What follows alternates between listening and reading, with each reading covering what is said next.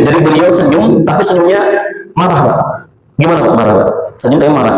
Kayak gitu lah. Bisa kelihatan ya, senyum tapi marah, kayak kecewa dengan Ka'ab bin Malik. Assalamualaikum ya Rasulullah. Dari jawab sama Nabi langsung ta'al ya Malik, ta'al ya Ka'ab. Dari jawab salamnya langsung disuruh untuk duduk. Ya Rasulullah, jikalau di hadapanku ini adalah raja di antara raja-raja dunia, pastikan aku akan menyampaikan sesuatu yang mampu untuk membuat argumentasi alibiku ini kuat di hadapannya. Namun tidak ketika aku di hadapanmu. Allah yang langsung akan menyampaikan kebenarannya lewat malaikat Jibril, dan malaikat Jibril akan menyampaikannya kepada dirimu. Aku tidak akan lepas dari makar yang aku buat. Ka'ab bin Malik perlu diketahui adalah seorang yang pandai beretorika, jenius dalam menyampaikan syair-syairnya, jenius dalam menyampaikan public speakingnya. Kalau ingin belajar retorika, percakapan yang luar biasa, mampu untuk membuat hati seorang hamba Allah itu bergetar semangat, kemudian sedih, kemudian terpana, maka belajarlah ucapan-ucapan retorika itu kepada Ka'ab bin Malik. Siapa yang dikenal Ka'ab bin Malik? Termasuk beliau adalah ahli tafsir, ahlul Quran, Ka'ab bin Malik. Baik. Namun tidak di hadapan wahai Rasul. Siapa Pak yang membimbing beliau supaya beliau jujur untuk beliau ungkapkan apa adanya di hadapan Nabi? Maka aku sampaikan apapun yang terjadi Rasulullah dengan kejujuranku. Sampaikan semuanya. Sampai Rasulullah diam, pergilah engkau wahai Ka'ab, sampai Allah turunkan ayat tentang dirimu. Bayangkan Pak, langsung beliau keluar, beliau diam, dan beliau pun didiamkan oleh Rasulullah SAW dan juga para sahabatnya, didiamkan. Berapa hari Pak? 50 hari 50 malam didiamkan oleh masyarakat Madinah. Bisa dibayangkan, masuk pasar tak direngges Pak. Assalamualaikum. Mau beli aja apa? Tapi diam. Apa Pak beli? Putih, tumbas sasa misalnya kan ya. Bayangkan, tanpa ada ucapan. Tidak ada satu kalam pun yang menjawab ucapan Ka'ab bin Malik. Bahkan ya, Abu Qatadah, salah satu dari kerabat beliau, ini pernah Ka'ab bin Malik itu masuk ke perkarangan belakang rumahnya Abu Qatadah. Sampai, Malak, ada apa denganmu? Wah, kenapa masyarakat Madinah kau tidak pernah mengajari kamu bicara sempit dunia aku ini? Demi Allah, kami diperintahkan Rasulullah tidak berbicara dengan dirimu.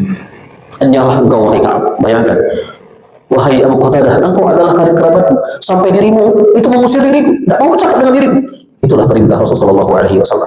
Sedih Pak, bayangkan, sampai didiamkan, bahkan tidak diajak ngomong oleh karib kerabat keluarga beliau sendiri. Bayangkan 50 hari Pak, ngalih-ngalih puasa Ramadan. Ramadan itu 30 hari udah, Masya Allah rasanya Pak ya.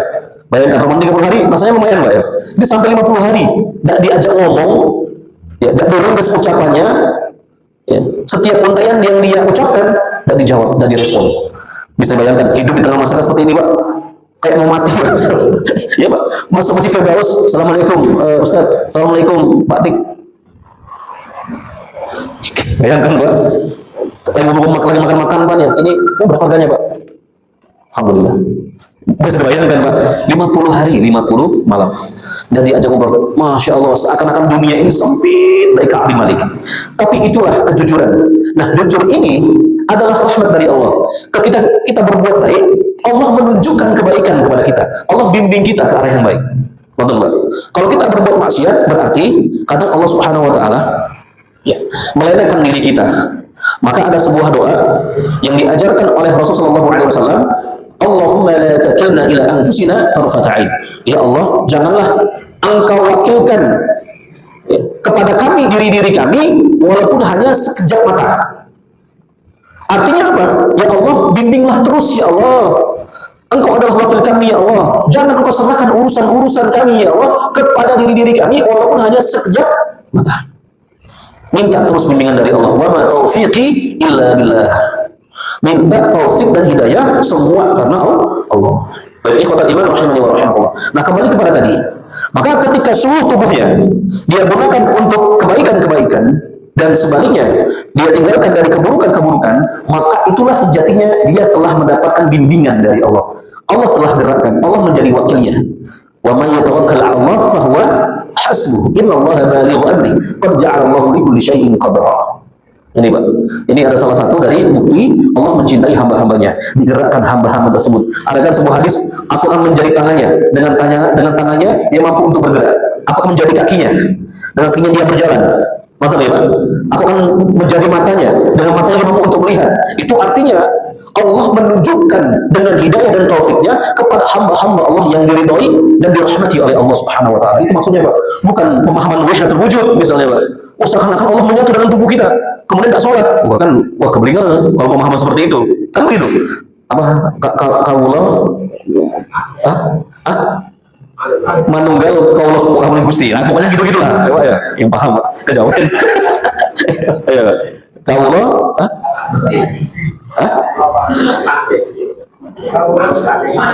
kaulah manunggaling Gusti.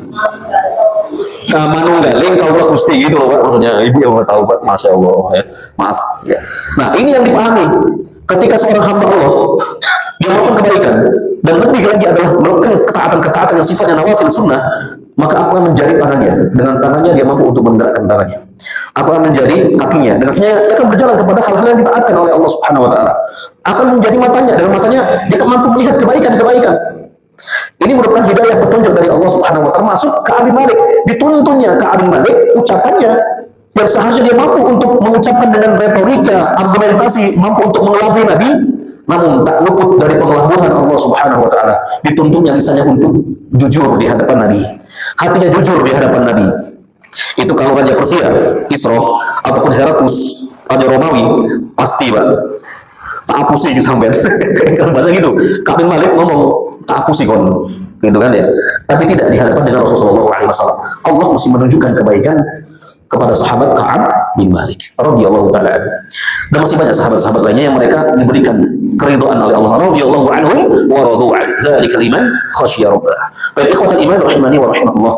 Di dalam surah Al-Isra ayat ke-27 kalau salah, inna sam'a wal basara wal fuada kullu ulaika kana anhu mas'ula. Di sini. Sesungguhnya pendengaran, penglihatan, dan hati itu semua akan dimintai pertanggungjawaban di hadapan Allah kelak pada hari kiamat.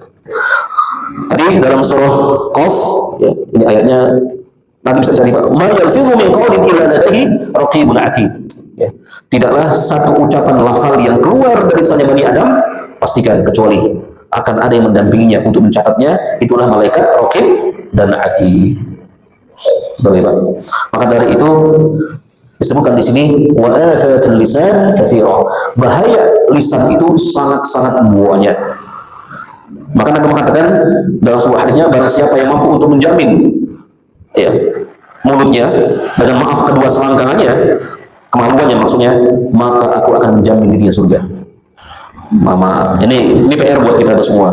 Mampu tidak seorang hamba Allah dia untuk menjaga lisannya dan menjaga kemaluannya? Mudah-mudahan Allah rahmati dengan sabda Nabi Muhammad SAW, Rasulullah menjamin dirinya surga. Kata Nabi.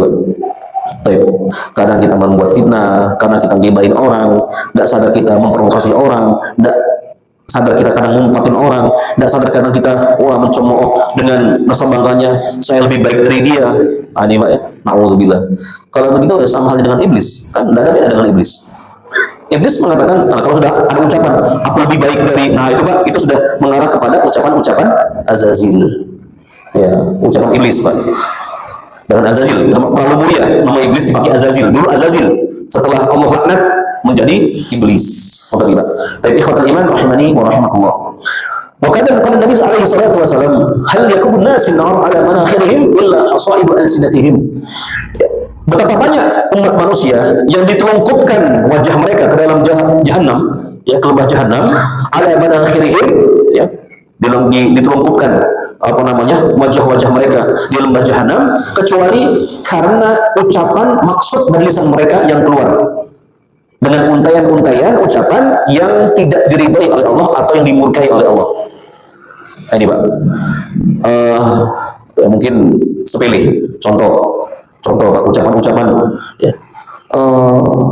Masya Allah, ayo akhi, antum bisa mengimani sholat kita secara berjamaah. Enggak jangan anak lah. Siapa? Dia aja katanya. Dia insya Allah bagus. Enggak, dia loh kayak orang Yahudi. Wah ini Pak ya, main-main padahal dia loh kayak orang Yahudi kelakuannya. Astagfirullahaladzim. Enggak boleh, walaupun cuma bercanda, ya, mengibaratkan seseorang Muslim dengan ucapan yang tidak pantas, ya, disamakan dengan orang Yahudi. Walaupun ini bercanda Pak, ini perkataan ini akan ditanggung dosanya. Satu ucapan ketika dia meninggal dunia, naudzubillah, dan ucapan ini Allah akan memasukkannya ke dalam jurang neraka jahanam. Nyuruh kita imam, oh enggak, dia aja. Dijawab lagi sama beliau, oh jangan, dia ini kelakuan kayak orang Yahudi. Oh, naudzubillah. Ini contoh baru, contoh banyak contoh-contoh lainnya. Menyamakan seseorang muslim itu dengan sosok Yahudi atau Nasrani atau kafir atau non-muslim, naudzubillah, tidak pantas Pak, jangan. Bahkan seorang fasik pun, inti fasik, jangan, tidak boleh. Kita tidak tahu ikhwatal iman. Ya. Kalau betul-betul dia fasik, serahkan Allah yahdik. Mudah-mudahan Allah memberikan hidayah kepadamu. Doakan saja. Jangan bilang inti fasik, gitu kan ya. Inti kafir. Wah, ngeri kali Pak itu Pak, beneran. Ya.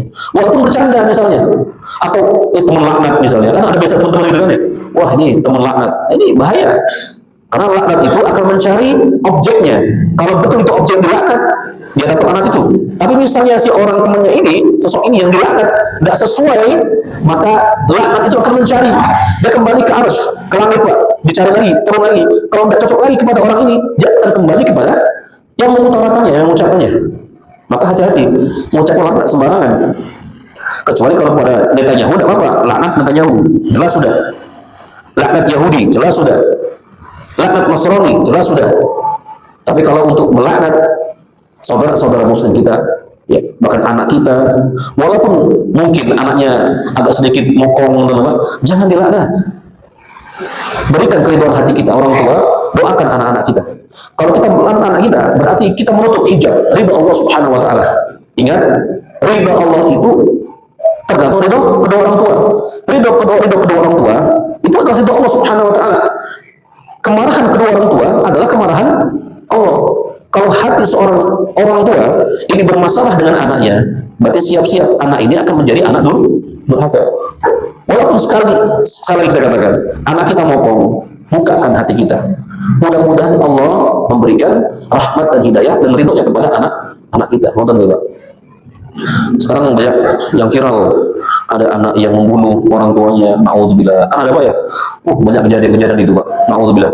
Dengan latar belakang ada yang judol kah, ada yang pinjol kah, ada yang judi kah. Ini masalah-masalah fulus, masalah dunia. Dan dikasih uang, dia membunuh ibunya, membunuh ayahnya. Nah, jadi kalau sudah begini, baru laknat ya kepada si anak ini. Tapi ikhwatal iman rahimani wa rahimakumullah. Baik. Berikutnya, wa qala kullu kalam ibni Adam alaihi illa dzikrullah ta'ala aw amrun bil ma'ruf wa nahy 'anil munkar. Setiap kalam ibnu Adam itu akan kembali menjadi bumerang terhadap dirinya, kecuali zikir kepada Allah itu akan menjadi manfaat untuk dirinya. Kecuali amar ma'ruf nahi munkar itu akan kembali menjadi kebaikan untuk pelakunya. Namun selain daripada zikir, tilawah Quran, sholat, ucapan-ucapan baik, nah semua dari yang ini di luar itu akan menjadi bumerang untuk diri kita. Betul Pak. Nauzubillah. Faman alima dzalika wa amana bihi haqqa imani ittaqallah fi lisani falyatakallem illa bi khairin aw yasmut. Disebutkan, dan barang siapa yang dia benar-benar tahu dengan keilmuan yang tadi disebutkan, dia beriman kepada Allah dengan sebenar-benarnya iman, beriman kepada hari kiamat dengan sebenar-benarnya iman, maka hendaklah ia takut kepada Allah dengan menjaga lisannya, dan ia tidak akan berkata kecuali dengan perkataan yang jujur, perkataan yang baik. Kalau tidak mampu berkata baik dan jujur, maka lebih baik diam. Baik. Qala ba'dul ulama jama'u adabil khair yatafarra' min arba'ati ahadits. ذكر منها قوله صلى الله عليه وسلم من كان يؤمن بالله واليوم الآخر فليقل خيرا أو ليصمت. قال أهل اللغة يقال صمت يصمت، يعني صمتا وصموتا وسماخا. وقال بعضهم في معنى يعني هذا الحديث إذا أراد الإنسان أن يتكلم فإن كان ما يتكلم به خيرا محققا ثوابه أو يثاب عليه فليتكلم. Seseorang ketika ia hendak berkata, hendaklah dia pikir dulu sebelum dia mengutarakan ucapan itu. Kalau baik ucapkan, kalau tidak baik ditahan. Kalau baik pasti akan diberikan ganjaran pahala. Namun kalau tidak baik, hati-hati. Ini akan menjadi bumerang dan dosa untuk dirinya. Baik. Ikhwatal iman rahimani wa rahimakumullah. Baik, kita break dulu. Kita dengarkan kumandang azan salat Isya. Tafadhol.